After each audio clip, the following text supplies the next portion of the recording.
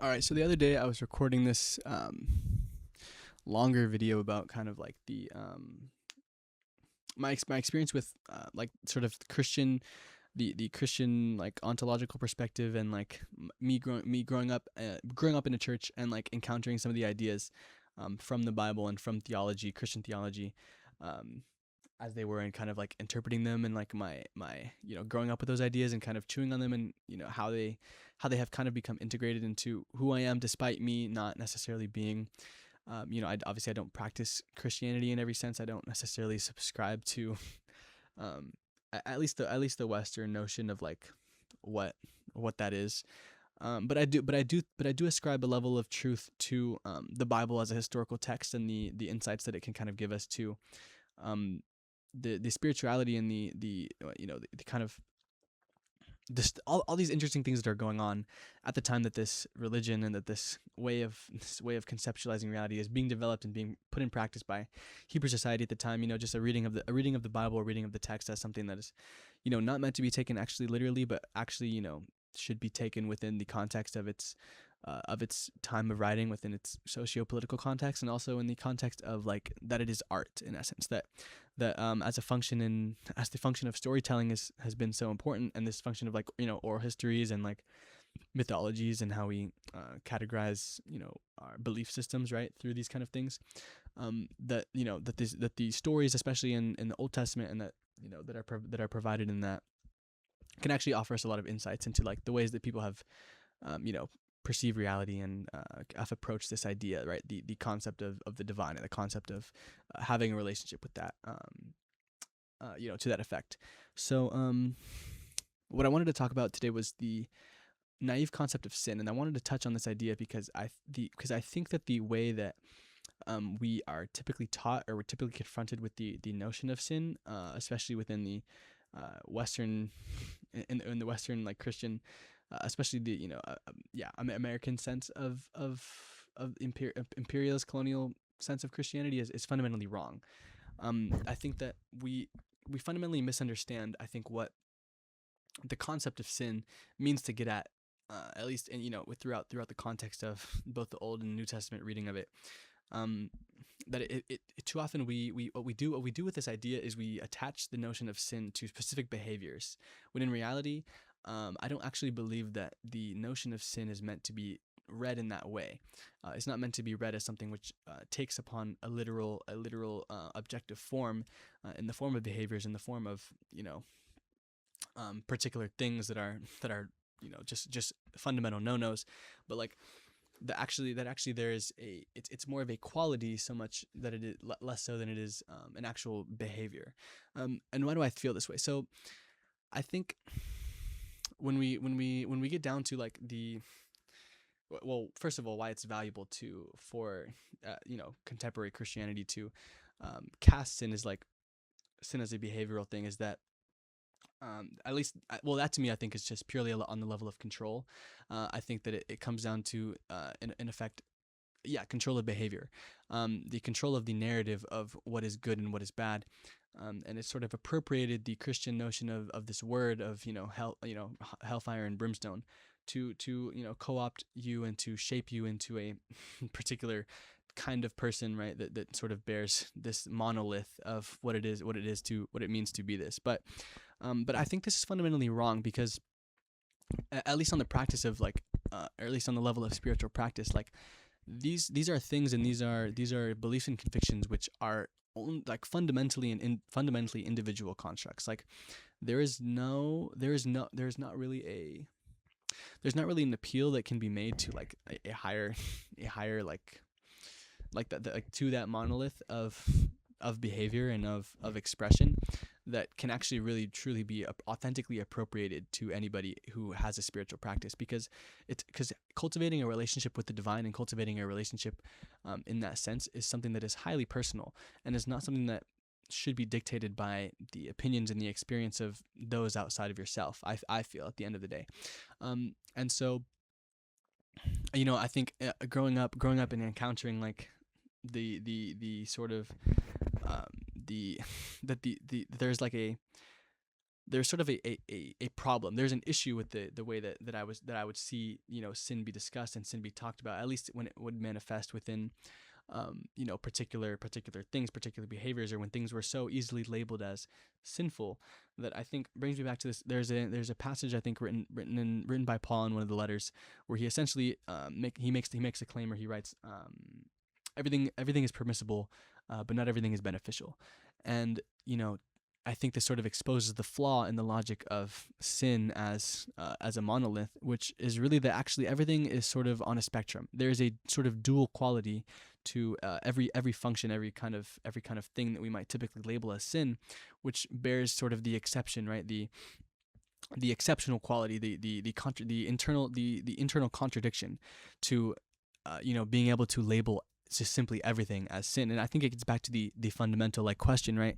This notion of well, does one presume to know what God's judgment might be over their lives? Does a when we think about somebody who has, for example, never encountered the Word of God, right? Who has never encountered the Christian sense of God, are they judged on the basis of something which they have never actually been exposed to, never actually been capable of coming to terms with? And it's the answer to this is typically that, well, we do not suppose to know, we do not presume to know, what it is that is to be judged. We are not the ones to pass judgment on that. But then I think that is sort of contradictory to this notion that then how is it that we could characterize and label things as inherently sinful? Because is anything actually inherently sinful in that sense? It's on the level that, okay, everything has this sort of dual nature, and there's the paradox too, right? Within for instance, lying. It's is it ever good? Is there ever a good time to lie? And there's a classic example of well, yeah, if a murderer comes in and knocks on your house and is asking for the location of your wife, or friend, or whoever else is in the freaking house, asking hey, are they in here? You would think that the right thing to do in that situation is to lie, right? Because it protects the one that you love. And this is the subversive, right? This is the subversity of this sort of imposed objective morality, is that there actually is. Things are not so simple that they can just be characterized and labeled as good or bad, right? On the level of behavior, because that in essence it's dependent on your personal relationship to it. It's dependent on your own subjective experience of that thing.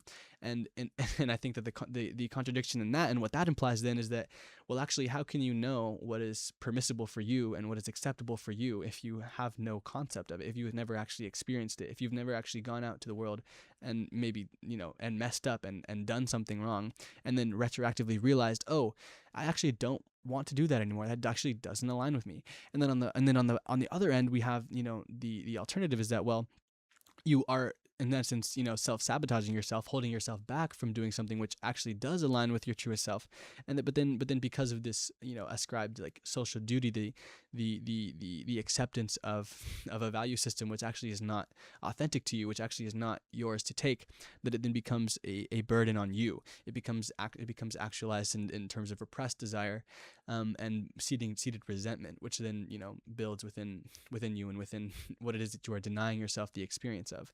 And so all of this is brought up, right, by this notion. And then I think it's so interesting when we can then consider what it for example, take for instance the 7 deadly sins, and why it is that these concepts are so persistent, right? When we think about to be brought, why is it, why exactly are there 7, and why are these the 7 that we focus on? But I think that they are actually all really good reference points on how these things which we might strive to characterize as bad in every situation actually all have an inversion within themselves, in which they are actually the exact opposite, actually the actualization of one's sovereignty, the actualization of one's own godliness, right?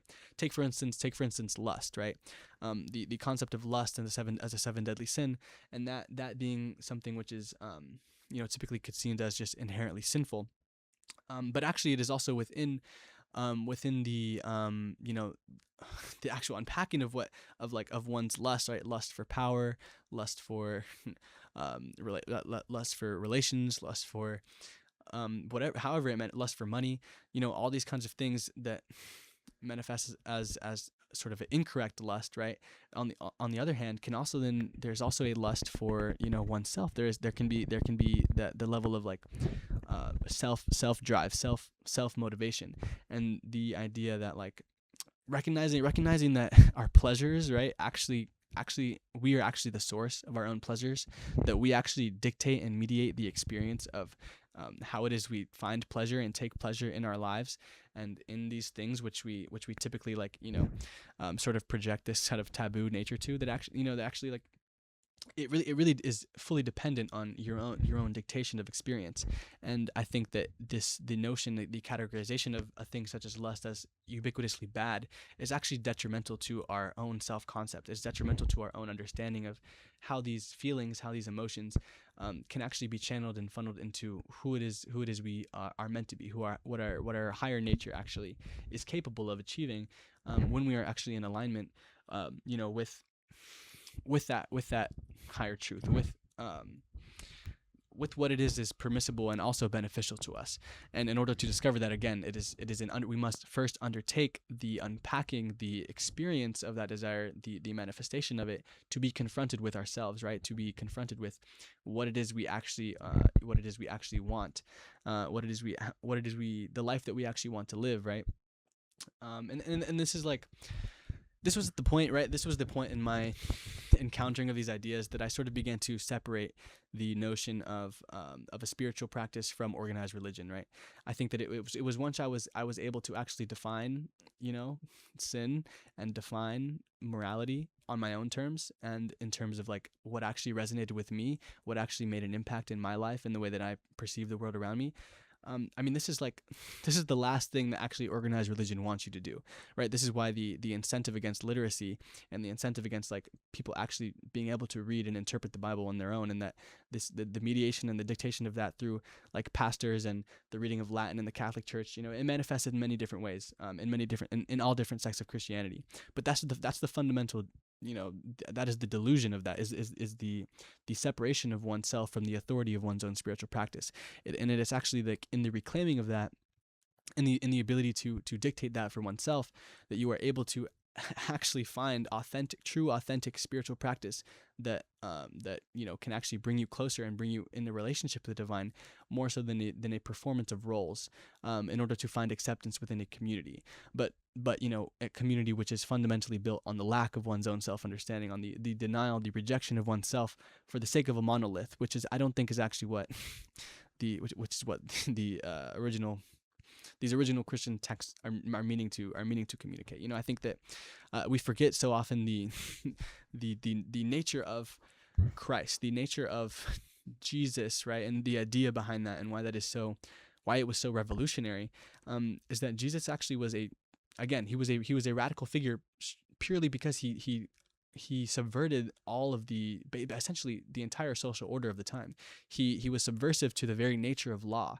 Like, there are several I could point you to several times, right, within the New Testament stories where he is actively going against the law of the Jewish religion, right? And at the time, it's like he wasn't perceiving himself as separate. He was most definitely like a part of this larger network, of this larger organized religion at the time. It wasn't like he was trying to separate himself from that, but at the same time, he was not conforming to the law. He was not conforming to the social order, right, of the Jewish tradition at the time, the traditionalist notion of what it meant to be a good to be a good teacher of the law, to be a good steward of the Jewish culture, and that is why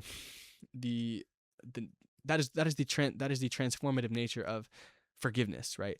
This grand performance of sacrifice for the sake of forgiveness, and that forgiveness being the thing that actually takes Christianity over the edge in terms of like, it interprets the desire of God, right?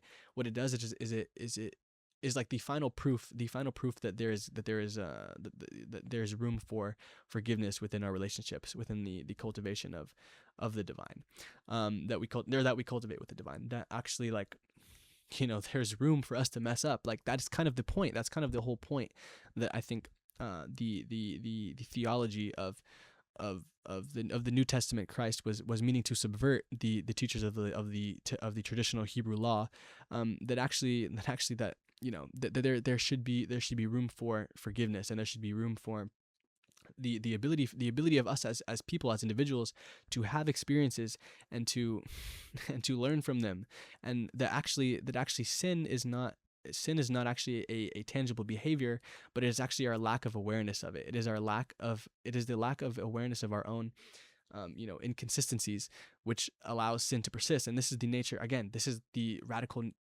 concept of repentance. This is repentance, meaning literally a change of mind, literally to learn from one's mistakes. And so what this does is it entirely reframes our conversation of sin to actually not be a material behavior and not be a material action, but actually an attitude. It's actually the attitude to remain stagnant and the attitude to remain unchanging and in a state that defies, that chooses not to grow. That is actually when you are in sin. You can take this all the way back to the original sin, right? The allegory of the garden, the fruit of the tree of knowledge of good and evil, and it's literally in the name. It's literally in the name of the fruit of the tree of good and evil that you get the idea, the notion of knowledge, self-awareness, right? The function of self-awareness, which then incites the notion of sin, which allows the entrance of sin into creation, into Adam and Eve, into humanity, right? Because once it is that we are aware of these things and then choose not to change them, then that is the point when we that is the point when we are then being sinful, when we are seeing the good we ought to do and not doing it, when we are rejecting what it is that is authentic to us and what is within our true nature to go out and accomplish, and when we are instead choosing to not grow, to not encounter ourselves, to not encounter life and the gift of life, the gift, or in the Christian sense that would be creation, right? To actually go out and have meaningful experiences and actually build meaningful connections with the world around us and with the divine, irregardless of social custom, irregardless of tradition, and that actually that self-awareness is the key. That's the key. It is the ultimate striving of not living in sin, right? Or living contrary to how it is that we ought to, in this traditional sense, that that I have always felt was misrepresented in major Christian theology, that there's not any one behavior, any one stance or belief that can be simply co-opted and cast unanimously as sinful. That actually this all comes from the ideas imposed upon the spiritual symbolic order by society. That a lot of these things come from actually just the manifestations of Western imperialism and means of control and wanting to dictate what it is we can and can't do through the guise of organized religion, through the guise of this spirituality, which ultimately is actually not. It was never about control. It was never about conformity. It was never about tradition. These ideas were meant to introduce a level of self forgiveness, and the ability to transcend one's experiences by learning.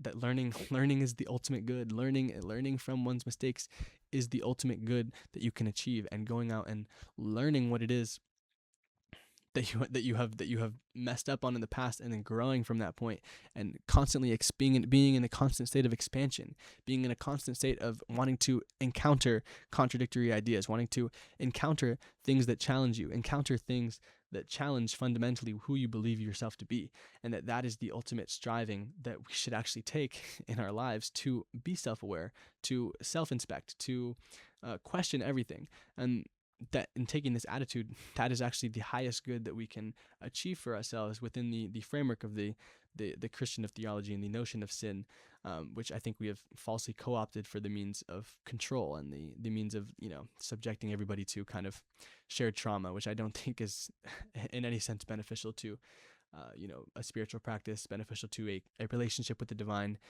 however that manifests in your life. So I hope that there are some ideas in here that are helpful.